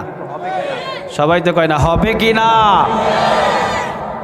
এই জন্য আল্লাহ নিজেই বললেন, কুল্লু নাফসিন যায়িকাতুল মাউত। বান্দারে, পৃথিবীর সব মানুষগুলো মারা যাবে, থাকার জন্য কাউরে পাঠাই নাই। একজনাই জীবন্ত, একজনা চিরস্থায়ী থাকবেন। আওয়াজ দিয়ে বলেন, তিনি কে?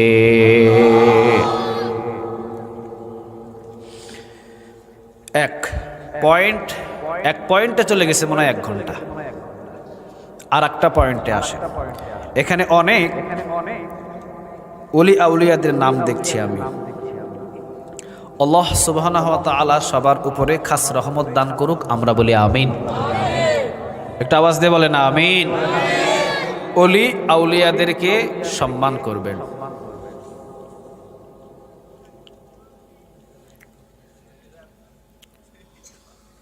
ওলি আউলিয়া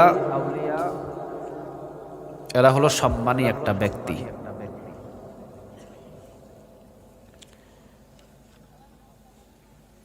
ওলি আউলিয়াদের কেরামত হক। সুবহানাল্লাহ বলবেন না? এটা একবারে মিথ্যা না। কিন্তু এমন কেরামত নাই যে আপনার একটা ছেলে দিয়ে দিবে, আপনার একটা মেয়ে দিয়ে দিবে, না। তারা সবসময় তাহাজ্জুদ নামাজি, দিনদার, পরহেজগার। হয়তো আপনার বাবার জন্য দোয়া করে দিবে, তার বাবারে জান্নাতবাসী করে দিও। হয়তো এই দোয়াটা আল্লাহ কবুল করতে পারে, ঠিক কিনা? কিন্তু আমরা তো মাশাআল্লাহ একজনারে যদি ভক্তি করা শুরু করি, আল্লাহকে যতটুকু ভক্তি করি না, এর চাইতে পীরেরে ভক্তি করা বেশি শুরু করি, ঠিক কিনা? আছে না এরকম? কথা কন না কেন? আছে। ওলি আউলিয়াদেরকে কখনো মনের ভিতরে কোনো কষ্ট দিবেন না, মনে থাকবে। আলেমদেরকে কখনো গালি দিবেন না। আজকে বাংলাদেশের ভিতরে বহু মানুষ, অনেক মানুষ আছে বিশ্ববিখ্যাত মুফাসসিরকে অনেক সময় দেখতে পারে না, ঠিক কিনা? না। আমরা সব আলেমদেরকে কলিজা দিয়ে ভালোবাসি। কি দিয়ে ভালোবাসি? হোক সে কওমি, হোক সে আলিয়া, হোক সে সারসিনা, কিন্তু আলেম হলে আমরা তাকে মহাব্বত করি, কারণ আমরা তো মুসলমান। একজন মুসলমান আরেকজন আল মুসলিম ও আখুল, এটা একটু নজর রাখবেন। আর খবরদার, জীবনে কোনো দিন কোনো আলেমদের দিকে আঙ্গুল তুলে কথা বলবেন না, কারণ আলেমদের দিকে আঙ্গুল তুলে আপনি কথা বলবেন, যদিও আলেম আপনাকে আঙ্গুল না দেখায়, আঙ্গুল দেখিয়ে দিবে একজন, তিনি কে? এজন্য খবরদার।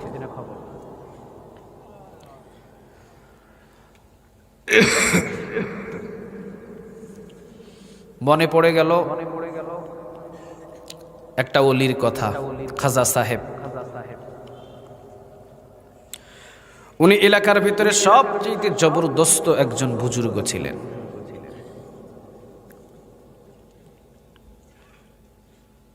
জীবনে কোনোদিন কোনো মানুষদের দিকে লোভের অংশ দিয়ে তাকায় নাই। সুবহানাল্লাহ বলবেন না?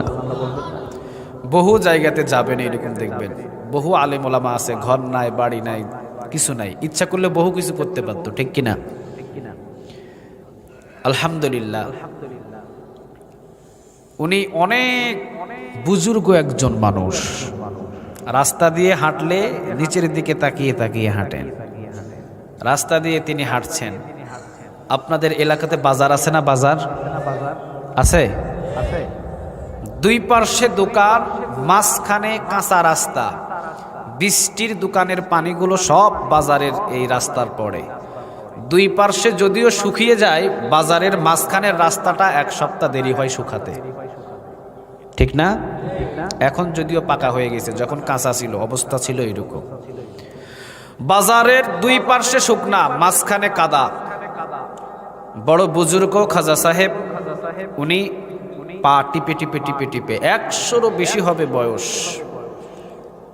যদিও হাঁটতে পারে না, কিন্তু রাতের বেলা মাঘ মাসের শীতে ঠান্ডা পানি দিয়ে ওযু করে ঘন্টার পর ঘন্টা আল্লাহর সাথে প্রেম করার জন্যে তাহাজ্জুদ নামাজে দাঁড়ায় থাকতে পারে। চিল্লায়া বলেন আল্লাহু আকবার। এটা শারীরিক শক্তি না, এটা কলবের শক্তি। সুবহানাল্লাহ বলবেন না? লাঠি ছাড়া উঠতে পারে না, বসতে পারে না, কিন্তু নামাজে দাঁড়াইলে লাঠিও লাগে না, কিছু লাগে না। ঘন্টার পর ঘন্টা তেলাওয়াত চলছে, ঘন্টার পর ঘন্টা জেগে আছে। এগুলা শরীরের পাওয়ার না, শরীরের শক্তি না, এটা কলবের শক্তি। কিসের শক্তি? কলবের শক্তি। খাজা সাহেব তিনি এই রাস্তার মাঝখান দিয়ে পা টিপে টিপে টিপে টিপে আস্তে আস্তে পার হয়ে যাচ্ছে। সামনে থেকে একজন প্রেমিক আর একজন প্রেমিকা, জীবনের চাইতে একজন আরেকজনকে ভালোবাসে। প্রেমিক প্রেমিকারদের তো এইরকমই অবস্থান হয়, কথা কন না কেন? একজন আরেকজনকে জীবনের চাইতে বেশি ভালোবাসে। সামনে থেকে প্রেমিক আর প্রেমিকা, ইয়াং ছেলে ইয়াং মেয়ে, একজন আরেকজনের কাঁধের উপরে হাত দিয়ে এই কাদা রাস্তা দিয়ে তারাও হেঁটে আসছে। ছেলেটা জীবনের চাইতে মেয়েটাকে বেশি ভালোবাসে। খাজা সাহেব তিনিও মাশাআল্লাহ পা টিপে টিপে হাঁটতেই ওই ছেলে আর মেয়ের সামনে গিয়ে পাটা সামনের দিকে স্লিপ খায়, পিছন দিকে হুজুর পড়ে গেছে। পা যখন সামনে গেছে, পায়ের কিছু কাদা ওই মেয়েটার গালের উপরে গিয়ে পড়ছে। কোথায় পড়ছে? মেয়েটার গালের উপরে যখন কাদা পড়ছে, ছেলেটার মাথা কি ঠিক আছে? কথা বলেন, মাথা কি ঠিক আছে? এখন রাগের মাথা এসে ধমক দিয়ে দৌড় দিয়ে এসে ঠাস করে একটা খাজা সাহেবের গালের উপরে থাপ্পড় মেরে দিছে। দোকানের ভিতরে চতুর্দিকে মানুষ, সব মানুষগুলো হা করে তাকিয়ে আছে, আফসোস করছে, আহারে যুবক, তুই তো মানুষটারে চিনিস না, যার জীবনে তাহাজ্জুদ নামাজ কাজা নাই। তাহাজ্জুদ নামাজ যদি কাজা না থাকে, 5 ওয়াক্ত নামাজ কাজা আছে। হ্যাঁ, জীবনে কোনোদিন কোরআন তেলাওয়াত না করা পর্যন্ত ঘুমায় না। কত বড় একজন আল্লাহওয়ালা খাজা সাহেব, কত বড় একজন আল্লাহর ওলিয়া। প্রেমিকার ভালোবাসায়, প্রেমিকার মহব্বতে খাজা সাহেবের গালের উপরে দিছে একটা থাপ্পড়। খাজা সাহেব ফিরাইয়া আর একটা দেওয়ার কোনো প্রশ্নই ওঠে না। থাপ্পড় খেয়ে উঠে চুপচাপ আবার রাস্তা দিয়ে হেঁটে চলে গেছে। সুবহানাল্লাহ বলেন। আজ পৃথিবীর ভিতরে আল্লাহ ভক্ত নবীর সব উম্মতের ভিতরে বাছাইকৃত কিছু উম্মত আছে যারা দাড়িওয়ালা, টুপিওয়ালা। হাজার হাজার মানুষ মিথ্যা অপবাদ আর মিথ্যা কথা বলে তাদের উপরে চাপিয়ে দেয়। আল্লাহর কসম করে বলি, তারাও ধৈর্য নিয়ে নিজের দিকে তাকিয়ে চেপে থাকে, কিন্তু একজনা চেপে থাকে না। বলেন তো তিনি কে?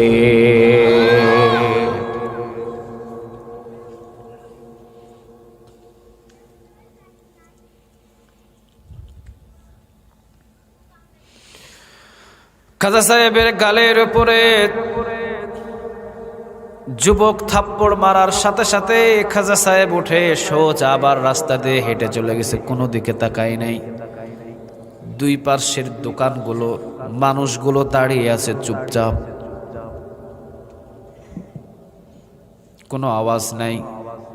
নিজের প্রেমিকাকে টান দিয়ে তুলে নিজের প্রেমিকার এই কাদাগুলো ধুয়ে ছেলেটা আবার কাঁধের উপরে হাত দিয়ে হাসতে হাসতে বাজারটা পার হয়েই তো শুকনা রাস্তা। কি রাস্তা?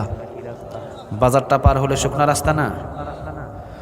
বাজার পরে শুকনা রাস্তার উপরে ছেলে শুকনার উপরে পা হুসুট খেয়ে পড়ে ডান পা ভেঙে গেছে। ডান পা কি হয়েছে? আরে মিয়া, পড়ার কথা কাদার ভিতরে, কিন্তু পড়ে সুখ নাই। পড়ছে পড়ছে পাও ভেঙে গেছে, হাও মাও করে চিল্লানা শুরু করছে। দোকানের সব মানুষগুলো এসে যুবকটারে ধমক দিয়ে বলে, বেটা ফাজিল, কিছুক্ষণ আগেই যে খারাপ ব্যবহার করছস নিশ্চয়ই ওইটার শাস্তি।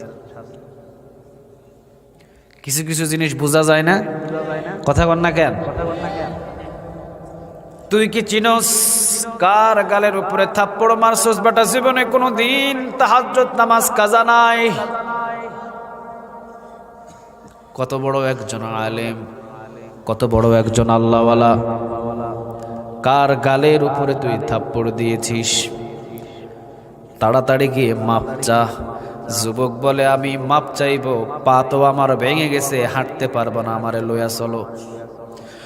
সবাই শাহিন করে ধরে দৌড় দিয়ে হুজুর ও বৃদ্ধ মানুষ বেশি দূর যাইতে পারে নাই। হুজুরের সামনে গিয়ে যুবকরে রাখার পর বলছে, হুজুর ছেলেটারে মাফ করে দেন। ছেলেটা বুঝে নাই আপনার গালের উপরে থাপ্পড় মেরেছে। হুজুর বলছে, আমি তো মনের ভিতরে কোনো কষ্ট নিই নাই, ও আমার গালে থাপ্পড় দিয়েছে কারণ ও তো ওর প্রেমিকার জীবনের চাইতে বেশি ভালোবাসে। ওর প্রেমিকার গালের উপরে আমার পায়ের কাদা পড়ার সাথে সাথে তার মাথা যেই রকম ঠিক নাই, আমার গালের উপরে থাপ্পড় মেরে দিয়েছে। কিন্তু ও ভালোবাসে ওর প্রেমিকাকে, কিন্তু আমিও তো রাতের বেলায় একজনের সাথে প্রেম করি। আওয়াজ দিয়ে বলেন তিনি কে? ওর প্রেমিকার গালের উপরে কাদা পড়ার কারণে ওর মাথা যেমন ঠিক নাই, আর আমিও একজনের প্রেমিক। এই প্রেমিকের গালের উপরে থাপ্পড় করার সাথে সাথে সেই আল্লাহর কোনো মাথা ঠিক নাই। মহব্বতের জোয়ারে আল্লাহ রাব্বুল আলামিন তার প্রেমিকার গালের উপরে কাদা পড়ার কারণে সে যেমন আমার গালে থাপ্পড় ফালাইতে দেরি করে নাই, আমার গালে যখন থাপ্পড় পড়েছে আমার মাওলাও তাকে শুকনার উপরে ফালায়া পা ভাঙতে দেরি করে না।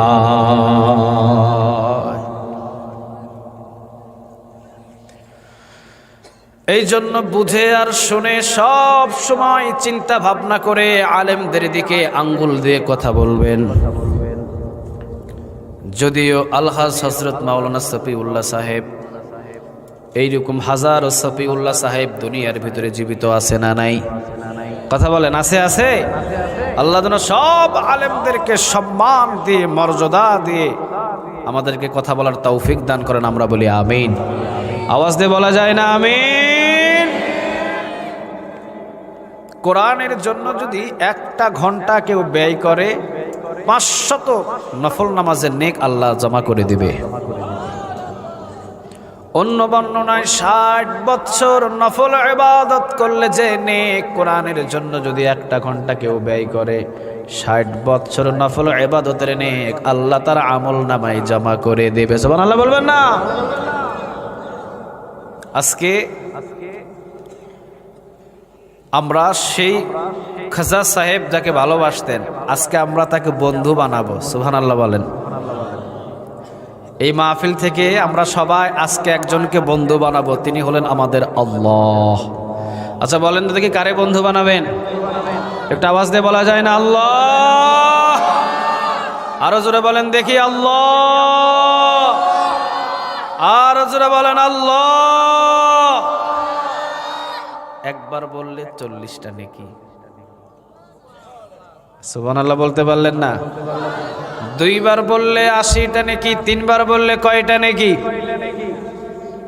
আল্লাহ রাব্বুল আলামিনকে আজকে আমরা বন্ধু বানালাম। আমরা বললাম আল্লাহ আপনাকে আমরা বন্ধু বানালাম, এখন আপনার আমরা পরিচয় চাই। আল্লাহ বলছেন আমারে বন্ধু বানাবি, আমার পরিচয় তো অবশ্যই নিতে হবে। একজনকে যখন ফ্রেন্ডশিপ বা বন্ধু বানাবো পরিচয়ের দরকার আছে না? সবাইকে বলতে হবে আছে আছে। আমরা বললাম আল্লাহ আপনারে বন্ধু বানাইতে চাই। আল্লাহ বললেন যা বন্ধু বানাবি, আমিও তোদেরকে বন্ধু হিসাবে গ্রহণ করলাম। সুবহানাল্লাহ বলেন। আমরা বললাম আল্লাহ আপনি তো বিশাল, জীবনে কোনোদিন দেখি নাই জানিও নাই, আপনার পরিচয়টা দেন। আল্লাহ বললেন 30 পারা কোরআনের ভিতরে যা। 30 পারা কোরআনের ভিতরে 114টা সূরা, 2 নম্বর সূরার 255 নম্বর আয়াত, নামটা দিয়েছি আয়াতুল কুরসি। কোরআনের ভিতরে সবচেয়ে দামি আয়াত। সুবহানাল্লাহ বলেন। কোরআনের ভিতরে সবচেয়ে দামি আয়াত, এটার ভিতরে আমার পরিচয় নেই, বন্ধুর পরিচয় পেয়ে যাবি। সুবহানাল্লাহ বলবেন না? আমরা বললাম আল্লাহ পরিচয় নেওয়া শুরু করবো, আপনি প্রথমেই কি দিলেন? আল্লাহ। পড়েন তো দেখি আল্লাহু লা ইলাহা ইল্লা হুয়া আল হাইয়ুল কাইয়ুম। আল্লাহ প্রথমে আল্লাহ, আল্লাহর জাতি নামটা দিয়েছে। সুবহানাল্লাহ বলবেন না? আল্লাহ বললেন পৃথিবীর কোন বন্ধুর নাম যদি ডাকিস একটা নেকিও পাবে না, কিন্তু এই বন্ধুর নাম নিলে 40টা নেকি পাবি।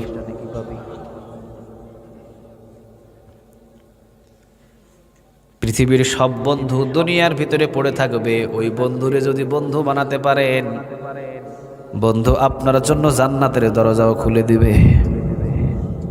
সুবহানাল্লাহ বলতে পারলেন না? আসেন আয়াতুল কুরসিতে কয়েকটা কথা আমরা শেয়ার করে এরপরে আমরা ইনশাআল্লাহ বাকি কাজে চলে যাব। এই কোরআনের ভিতরে সবচাইতে দামি আয়াতটা হলো আয়াতুল কুরসি। আমরা বললাম আল্লাহ আপনার এই দামি আয়াতটা পড়লে কি লাভ হবে? আল্লাহ বললেন যা আমি বলে দিলাম আমার নবীর মুখ দিয়ে, প্রত্যেক ফরজ নামাজের পর যেই বান্দাগুলো আয়াতুল কুরসি পড়বে মৃত্যুর আগেই লোকটা জান্নাতি, মরলেই জান্নাতে চলে যাবে। আমরা 2 নম্বর বললাম আল্লাহ আর কোনো লাভ আছে নাকি? আল্লাহ বললেন যা আরো দিয়ে দিলাম, একবার পড়বি 15 পারা কোরআন তেলাওয়াতের নেক আমি আল্লাহ জমা করে দেব। 2 বার যদি আয়াতুল কুরসি পড়েন 30 পারা কোরআন তেলাওয়াতের নেক আল্লাহ আমল নামায় জমা করবে।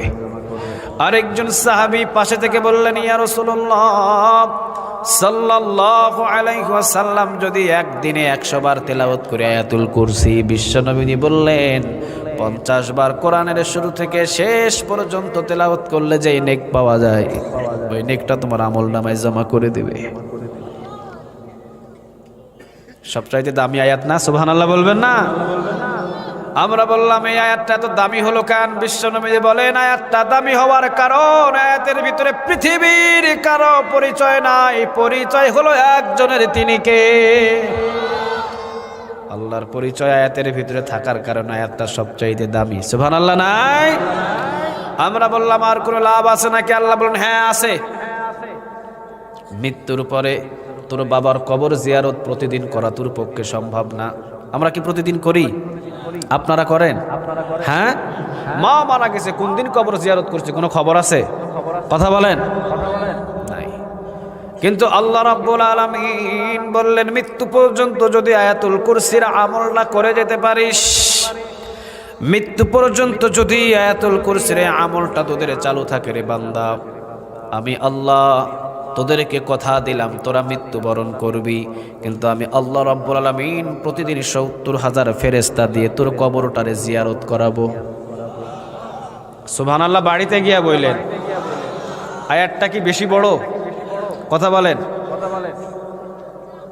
সূরাতুল ফাতিহার পরে একটা সূরা আছে, বলেন সূরাটার নাম কি? বাকারা। কি সূরা? 255 নম্বর আয়াত। কয়শো? 3 পারার প্রথম পৃষ্ঠায়।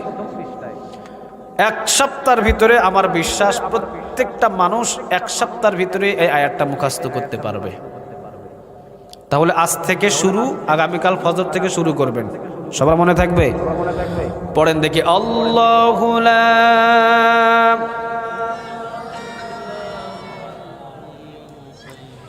লা তাখুযুহু সিনাতুন ওয়ালা নাওম। এতটুকুর কথা বলা, দেখা যাক কতটুকু আগানো যায়। আমার মনে হয় এতটুকু বলতে বলতে আরো কিছু সময় লাগবে। আল্লাহ বলছেন আল্লাহু লা ইলাহা ইল্লা হুয়া আল। আল্লাহ ছাড়া কোনো ইলাহা নাই, কোনো মাবুদ নাই, কোনো রব নাই, তিনি এক। সুবহানাল্লাহ বলবেন না? قل هو الله أحد الله الصمد لم يلد ولم يولد ولم يكن له كفوا أحد। আল্লাহ বলেন আমি এক, অদ্বিতীয়, আল্লাহুস সামাদ, তিনি অমুখাপেক্ষী। লাম ইয়ালিদ, তিনি কাউরে জন্ম দেন নাই। ওয়ালাম ইউলাদ, তাকেও কেউ জন্ম দেয়নি। ওয়ালাম ইয়াকুল লাহু কুফুয়ান আহাদ, তার সমতুল্য কেউ আছে? কথা বলেন তো দেখি, আছে? আছে। এই জন্য আল্লাহ বললেন আল্লাহু লা ইলাহা ইল্লা হুয়া আল হাইয়ুল কাইয়ুম। আল্লাহ বললেন বান্দারে আমি চিরঞ্জীব, আমি চিরস্থায়ী।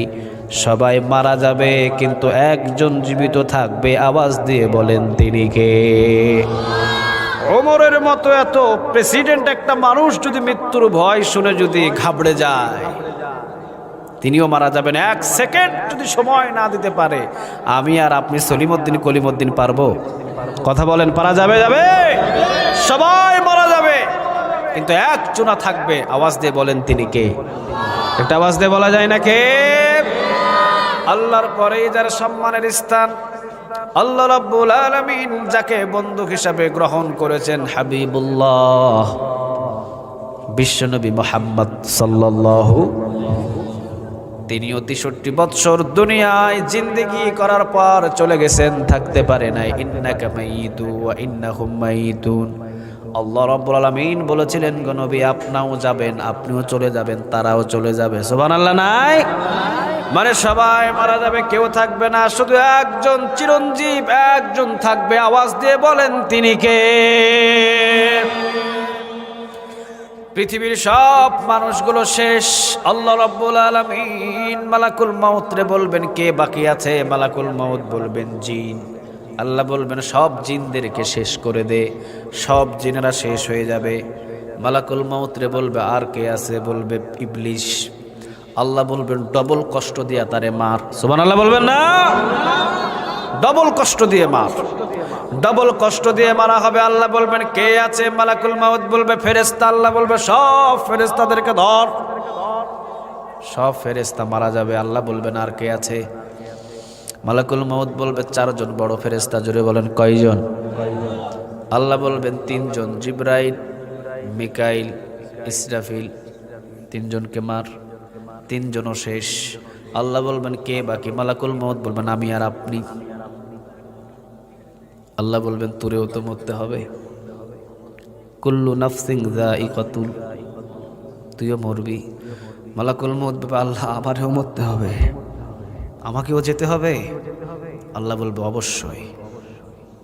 মালাকুল মউত চিৎকার দেবে, ওই চিৎকার যদি পৃথিবীর ভিতরে মানুষগুলো শুনতো, ইসরাফিলের কোনো আওয়াজ আর দরকার হতো না। মালাকুল মউতের ওই চিৎকারের আওয়াজে পৃথিবীর সব মানুষ জিনগুলো আসমান জমিনে ভেঙে ভেঙে চুরমার হয়ে কিয়ামত হয়ে যেত। আল্লাহ বলবে তোকেও মরতে হবে মউত, ইয়া মালাকুল মউত। বলতে দেরি মরতে দেরি নাই। পৃথিবীর সব রাজনীতিবিদ, প্রধানমন্ত্রী, এমপি, উকিল, ম্যাজিস্ট্রেট সবাই শেষ, আছে একজন, বলেন তিনি কে? তখন থাকবে একজন, তিনি কে?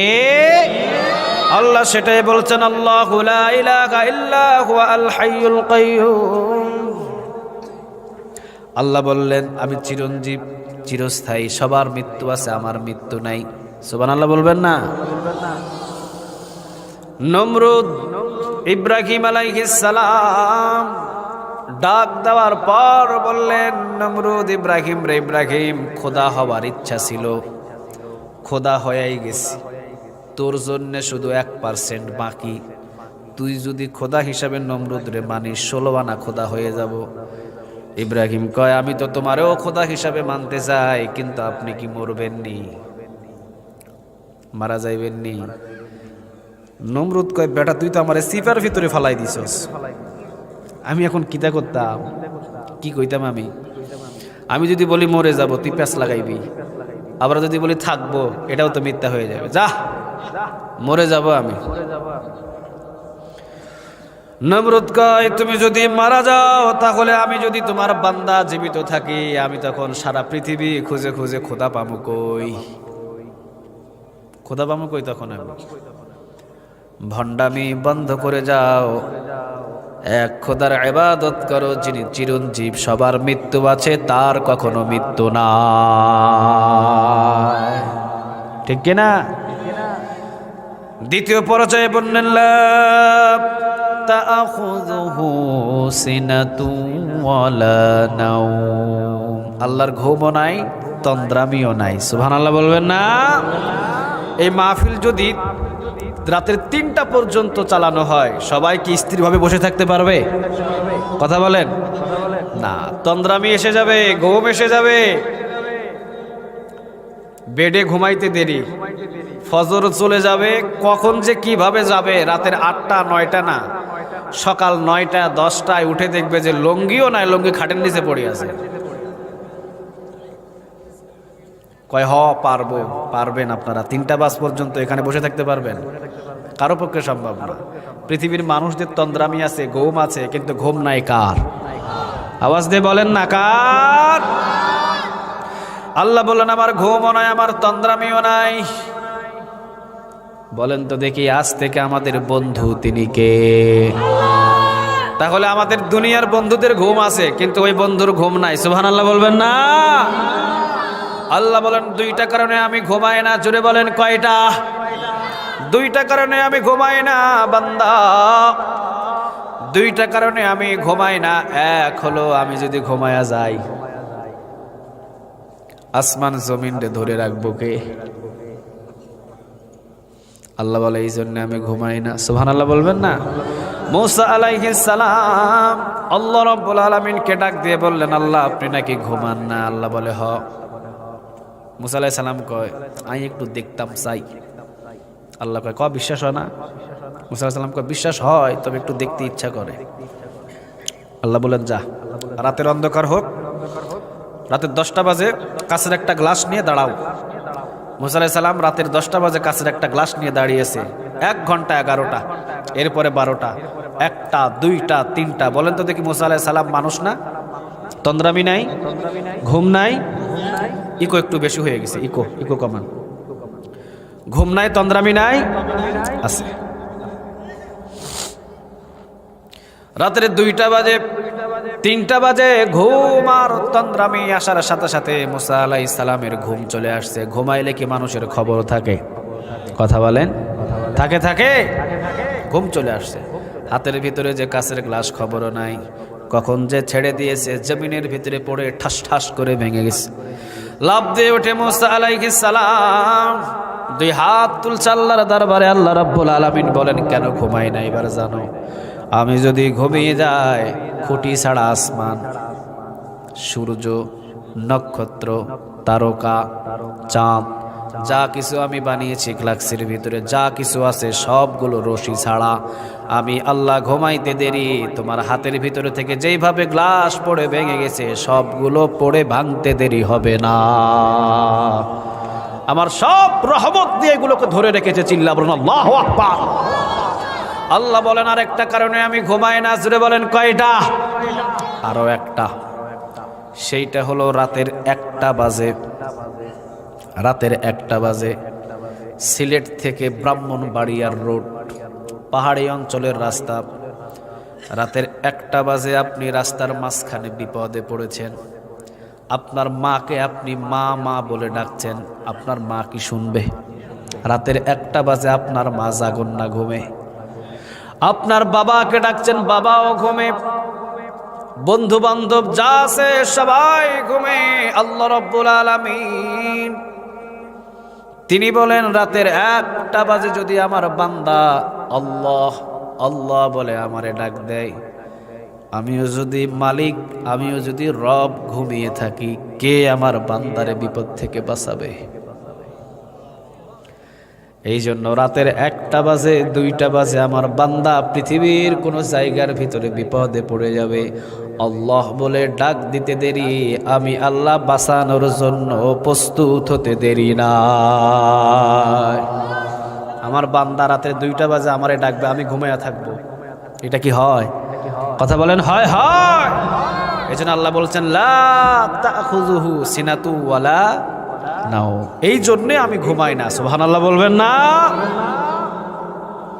এতটুকু পর্যন্ত কথাটাকে অনেক দূর থেকে গুছিয়ে নিয়ে এসেছি।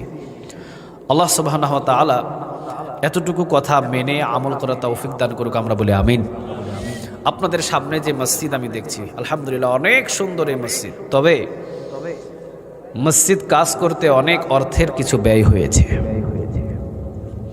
আপনাদের জন্য মাহফিল, আপনাদের জন্য তাবারকের ব্যবস্থা করেছে, আলহামদুলিল্লাহ আমি খুব খুশি হয়েছি। তবে এই মসজিদের জন্য অনেক অর্থ ব্যয় হয়েছে। আমি আপনাদের কাছে বেশি কিছু চাই না, আমি শুধুমাত্র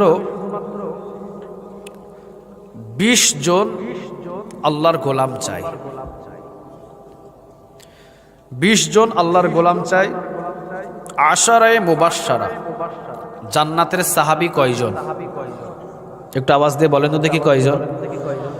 আরো অনেকজন আছে, তবে আশারায়ে মুবাশশারা 10 জন জান্নাতি সাহাবী, এরা বিনা হিসাবে আল্লাহর জান্নাতে চলে যাবে। সুবহানাল্লাহ বলেন।